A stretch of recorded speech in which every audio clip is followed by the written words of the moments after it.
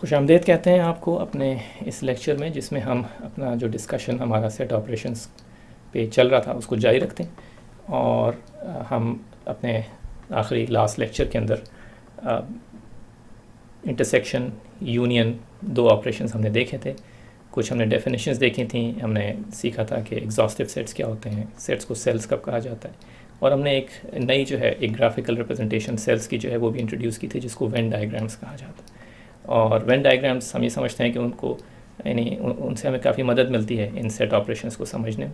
इसलिए अगर आप चाहें तो यानी एक विजुअली उस सेट्स को ड्रॉ करके और ये देखने में कि कौन से एलिमेंट्स जो हैं वो कॉमन हैं और कौन से ऐसे एलिमेंट्स हैं कि जो कॉमन नहीं है, वो उस ग्राफिकल रिप्रेजेंटेशन में बहुत ऑब्वियस, बहुत आसानी के साथ नज़र आता है। इसलिए अगर आप चाहें तो उनको इस्तेमाल करें। चले हम अपना ऑपरेशंस ऑन सेट वाला लेक्चर जो है वो जारी रखते हैं। यूनियन और इंटरसेक्शन के बाद अब हमारा जो नेक्स्ट ऑपरेशन है जिसको हम सीखेंगे उसे हम कहते हैं सेट डिफरेंस। ठीक है, यानी ये एक तरह की सेट की आपस में सब्ट्रैक्शन या सेट डिफरेंस जो है उसका ऑपरेशन है। बाइनरी ऑपरेशन है। बाइनरी का मतलब कि हमें दो सेट्स चाहिए होंगे इस ऑपरेशन को परफॉर्म करने के लिए। तो a माइनस बी या a difference b is the set of all elements of a that are not in b। That's how it is defined. एक और डेफिनेशन इसकी इस तरह से देख लेते हैं कि a माइनस बी जो है is all those x's such that x belongs to a and x does not. So ये जो आप देख रहे हैं क्रॉस हुई भी, इसका मतलब ये है कि x is not a member of b। तो a माइनस बी में कौन कौन से एलिमेंट्स होंगे? वो सारे एलिमेंट्स होंगे कि जो a के एलिमेंट तो हैं लेकिन b के एलिमेंट नहीं है। छोटी सी एग्जांपल देख लेते हैं। अगर a में जो है वो फर्ज करें हमारे पास एलिमेंट्स हैं 1 एंड 2, b में हमारे पास एलिमेंट्स हैं 2 एंड 3। ठीक है, तो a माइनस बी कौन से इस डेफिनेशन को अप्लाई करें? a माइनस बी में वो सारे एलिमेंट्स होंगे x के जो b में नहीं है। हम 1 पे अप्लाई करें इस डेफिनेशन को, 1 a का एलिमेंट है, 1 b का एलिमेंट नहीं है, इसलिए हम इसको इस सेट में रख सकते हैं। Next we go to 2 a का एलिमेंट तो है लेकिन 2 जो है वो b का एलिमेंट भी है, इसलिए हम 2 को नहीं रखेंगे यहाँ पर। और इससे आगे देखने की भी ज़रूरत नहीं है क्योंकि a माइनस बी में सिर्फ उन एलिमेंट्स को देखा जाता है कि जो b में या तो मौजूद हैं या मौजूद नहीं है। ठीक है, जो मौजूद नहीं है उनको हम a माइनस बी में रख लेते हैं, जो मौजूद हैं उनको हम इस सेट का मेंबर नहीं बनाते। तो a माइनस बी जो है वो सिर्फ वो मेंबर्स हो गए a के जो एक्सक्लूसिवली a के मेंबर्स हैं और b में उनकी मेंबरशिप नहीं है। ठीक है, तो ये हो गया सेट डिफरेंस। आगे कुछ एग्जांपल्स देख लेते हैं। इसमें कुछ हम रैंडमली जो है वो कुछ सेलेक्ट कर लेते हैं सेट डिफरेंस कैलकुलेट करने के लिए। तो फर्स्ट करें हम s माइनस टी जो है वो कैलकुलेट करते हैं। s माइनस टी में वो सारे s के मेंबर्स के जो t में नहीं है। ठीक है, तो t में हम चाहें तो एक एक एलिमेंट s का देखते हैं। 1 t में मौजूद है इसलिए हम 1 नहीं रख सकते। 2 t में भी मौजूद है इसलिए हम नहीं रख सकते s माइनस टी के अंदर। 3 t में मौजूद है, नहीं रख सकते। 4 एक वाहिद एलिमेंट है कि जो s में तो है लेकिन t में नहीं, इसलिए s माइनस टी जो है वो 4 हो गया। सिमिलरली चलें हम t माइनस वी निकाल लेते हैं। ठीक है, t माइनस वी जो है वो 1, देखें इसको, 1 v में नहीं है इसलिए 1 t में भी होगा। 2 v में नहीं है इसलिए इस सेट में होगा। 3 v में कहीं पे भी नहीं है इसलिए ये सारे एलिमेंट्स जो हैं t माइनस वी के अंदर भी मौजूद होंगे, 1 2 3।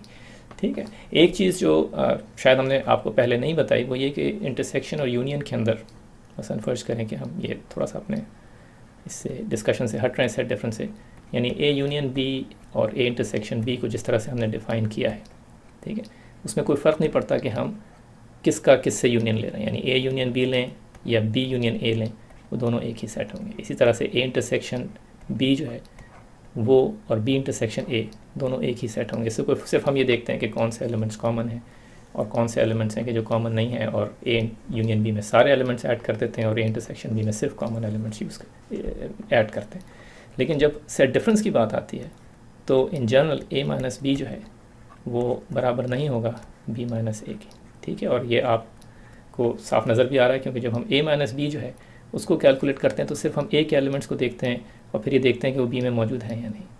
b माइनस a के लिए हम b के एलिमेंट देखेंगे कि ऐसे कौन से b के एलिमेंट्स हैं कि जो a के अंदर मौजूद हैं या नहीं, और इन जनरल ज़ाहिर बात है कि a माइनस बी जो है वो b माइनस a के बराबर नहीं होगा। और आप कुछ एग्जांपल्स जो हैं वो करके देख लीजिए। फिर उसके बाद हमारे पास एक और एक डेफिनेशन है। ये अब ऑपरेशन नहीं है, आप चाहें इसको आप एक यूनरी ऑपरेशन यानी एक ऐसा ऑपरेशन जो सिर्फ एक सेट के ऊपर अप्लाई होता है उस तरह से भी देख सकते हैं। लेकिन ये एक ऐसा मसलन एक डेफिनेशन है और इसको हम डिफ़ाइन कर सकते हैं सेट डिफरेंस की मदद से, और अभी आप देखेंगे कि हम इसको ऐसे ही डिफ़ाइन करेंगे। The complement of a set, let's just define it. The complement of a set A denoted as A prime, तो ये इसकी जो है वो रिप्रेजेंटेशन हो गई। तो complement of a set A जो है वो ए प्राइम से हम जो है वो रिप्रेजेंट करते हैं, इज़ डिफाइंड एज, और ये इसकी डेफिनेशन है। तो ए प्राइम जो है it's a set difference U minus A, that's how it is defined. U minus A का मतलब क्या हो गया? यू माइनस ए का मतलब ये हुआ कि इसमें वो सारे एलिमेंट्स होंगे एक्स के कि जो यूनिवर्सल सेट के एलिमेंट्स तो हैं लेकिन ए के एलिमेंट्स नहीं हैं। ठीक है, एग्जाम्पल क्विक कर लेते हैं इसको समझने के लिए। फर्ज करें कि हमारे पास एक यूनिवर्सल सेट है जिसमें हमारे पास 1 2 3 4 मेंबर्स, ये मेंबर्स हैं इसके। हमारे पास एक सेट है ए जिसके अंदर हमारे पास हैं 2 मेंबर्स 1 और 3।